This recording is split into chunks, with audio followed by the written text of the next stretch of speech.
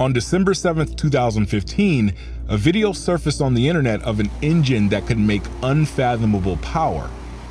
It was built by a Michigan-based engine builder named Steve Morris, and it was painstakingly designed to power one of the most ambitious hypercar projects the world had ever seen. It had performance targets that made the Bugatti Chiron Super Sport and Koenigsegg Agera RS look like child's play. Its parent company, Devel Motors, claimed the car would be able to exceed the 300-mile-per-hour barrier with the help of its quad-turbo V16 engine, all for the no-haggle price of $2 million US. It was, in essence, the most ambitious production car since the McLaren F1, and in theory, would go down in record books as the fastest production car ever, period.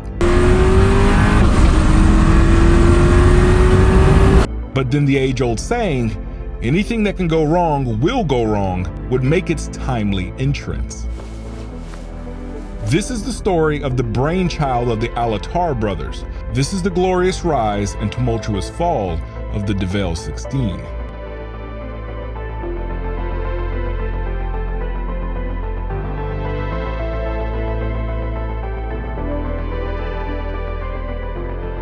If you want to ride your bicycle twice as fast, you'll have to be 8 times more powerful.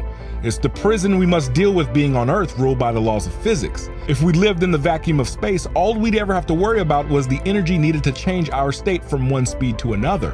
Simply put, a car that needs 200 horsepower to overcome aerodynamic drag at 150 miles per hour would need 1,600 horsepower to reach 300 miles per hour, or double the speed. Since we have to abide by these rules, if you want to go twice as fast as the next guy, you're going to need 8 times the horsepower. The kind of horsepower that takes unconventional methods to achieve. To break the McLaren F1's top speed record of 240.1 miles per hour, it took 7 years, $1.62 billion in research and development, and a W16 quad-turbo engine making almost 400 more horsepower to eclipse it by only 13 miles per hour with the Bugatti Chiron 16.4. Top speed records are an exercise in who can burn the most cubic dollars in a childish game of nana nana boo boo, you can't catch me. And in 2006, the Attar Brothers would look to join in on the schoolyard shenanigans. The Devel 16 conceptually began in 2006, taking heavy inspiration from the Chiron's speed capabilities, with research and development secretly beginning in 2008, and the first concept being revealed at the 2013 Dubai International Motor Show. It was exactly what you would expect from a startup company trying to make a bold statement. It was a mix of the McDonnell Douglas F-15 Eagle and a Lamborghini Veneno, but mashed together with questionable precision. In its reveal, the brake calipers looked to be from a Honda Fit, not a 300-mile-per-hour road car. The tires were poorly sized. The fit and finish was, to say lightly, left much to be desired. And quickly the hype around the Devel 16 turned into a textbook case of vaporware. See, the term vaporware originates from the computer industry, which describes software or hardware that has been advertised with great claims without being publicly available. In essence, it's a marketing stunt to drive buzz and lure in investors to boost up stock prices, and in some extreme cases, even fraud. A late 80s supercar known as the Vector W8 comes to mind, as it was supposedly a 1,200 horsepower rocket ship with a transverse-mounted twin-turbo intercooled small-block V8 and a 3-speed automatic from the Oldsmobile Toronado, all hidden under the breathtaking silhouette designed by its creator Gerald Weigart. But in independent testing by Car and Driver, all 3 test cars broke, the red prototype burning up its transmission, the gray prototype overheating to the point of the engine eating itself, and another red prototype losing its final gear and reverse during quarter-mile testing. While it was purchasable for a hefty $685,000, none of the Vector W8s lived up to the claims of a 242-mile-per-hour top speed and 1,200 horsepower, and to no surprise, the company went bankrupt in the mid-90s. The Devel 16 was destined to join the never-ending list of overpromised and never-delivered supercars of the past, but then a video surfaced.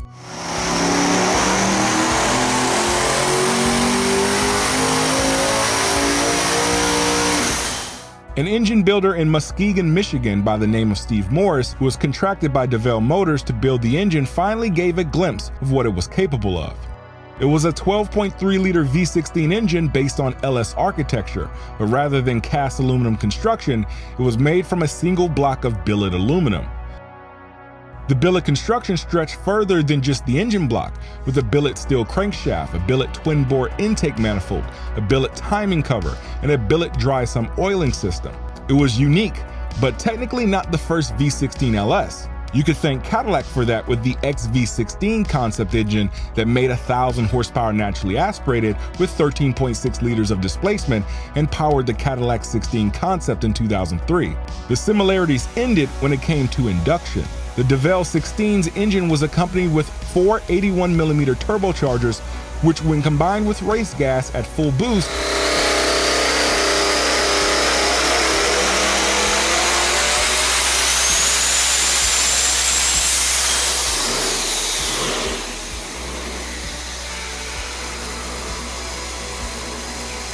which consumed so much air under peak power, it created a vacuum in the dyno room and closed the exhaust fan louvers shut. If there ever was a power plant to propel a road car past 300 miles per hour, this definitely was it. But there was one glaring problem: the transmission, or lack thereof of a transmission that could withstand 3,757 pound-feet of torque. The level of power the V16 quad-turbo engine could muster isn't unheard of, especially in drag racing. Funny cars, for example, don't use a transmission with gears, but instead use a multi-stage clutch assembly that is activated by timers that gradually slip the clutch discs and engage them as it travels down the track.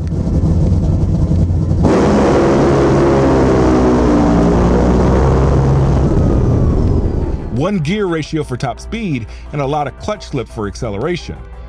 So much clutch slip, in fact, that the clutch assembly is rebuilt in between passes. Not something ideal for a road car.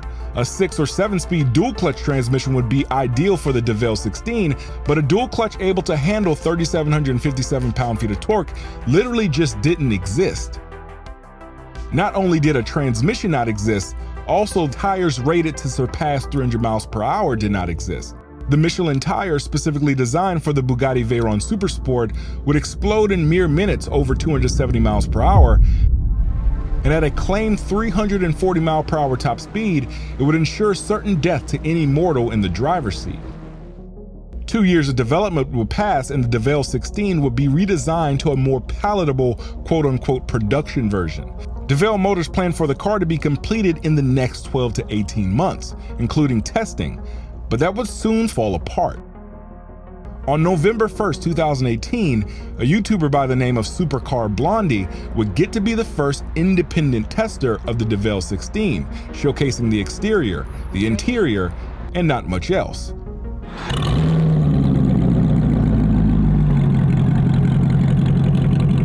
Purposefully, the engine cover was never opened, acceleration tests were never done, it didn't even drive more than 80 or so miles per hour, and that was it, that was the video. In essence, it was a marketing stunt to build hype, satisfy investors, and gain some more pre-orders. While it did gain tons of media attention, it quickly fizzled out to loads of criticism. Even the video of it launching and accelerating was purposefully sped up to give a sense of speed, and commenters would quickly catch on. Even the alarm to let you know the keys were still in it was directly from the C8 Corvette. Anticipated cars. Raising the question, was the production model just a modified C8 stretched to the Devel 16's dimensions, or was it a true bespoke hypercar? Well, I did some digging, and I found some rather interesting similarities.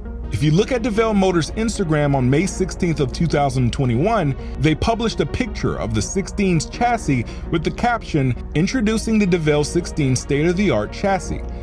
To the untrained eye, it looked like something custom made for the Devel 16, but slowly the alarm bells rung in my head since it reminded me of another mid-engine sports car I have a lot of knowledge of. The Devel chassis shared stark similarities using the same crash bar, the same frame rails that were just shortened in length, even behind the seats, similar rivet points in construction, and the most alarming sign was the rear suspension strut towers were identical.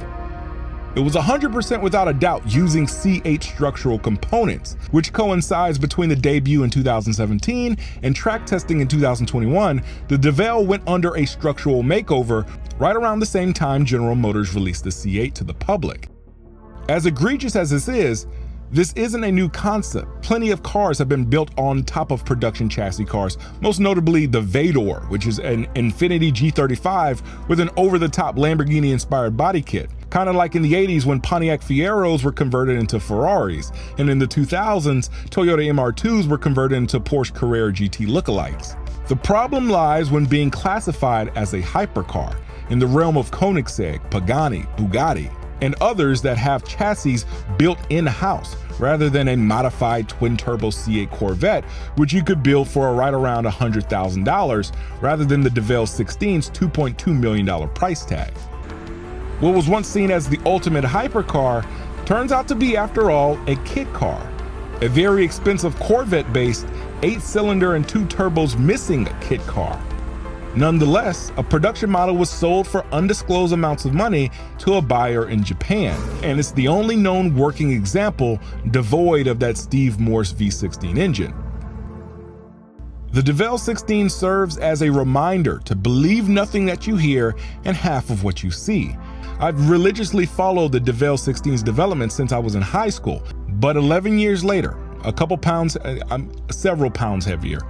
Maybe they were right. Maybe it was all just vaporware.